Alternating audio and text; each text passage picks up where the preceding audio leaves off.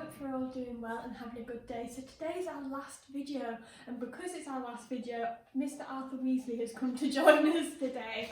It's quite sad that this is our last video for a while of me doing it, but Philippa is going to be doing some videos for us, which will be really exciting. So today we are going to be doing the final stitch, which is the French knot. Now there's not too many French knots in this design, but there are some in the acorn cups.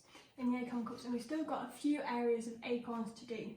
So we've got, I'm just going to move my rules out of the way, we've got the acorns here which mirror the small ones we've done on this side, and then we've got some acorns up here, and then some acorns on this side which I'll probably be moving on to next.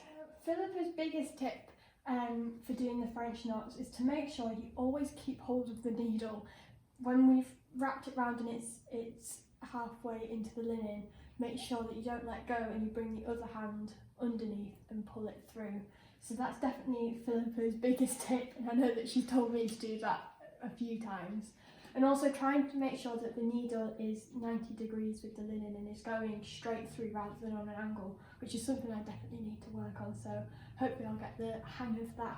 Come up on one side of a dot and then pick up your wool again so it passes through your hand and pinch it tightly. Hold the wool away from the linen for 3 or 4 inches and keep that wool vertical.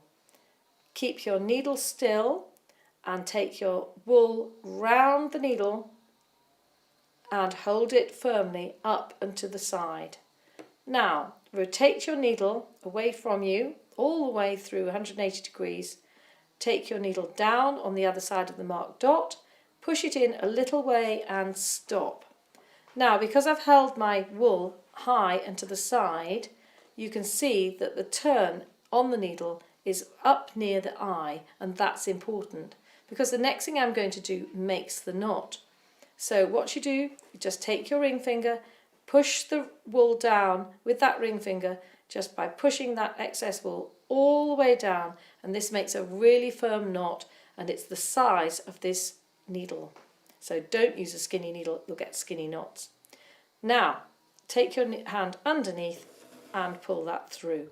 So that is the last stitch in this design. I'm going to go away and have a little break for a bit and catch up and then we'll all come back together for one special video to do our dog, which I am going to attempt to do like Arthur. We will see how that goes, but we'll come back together and do that final bit.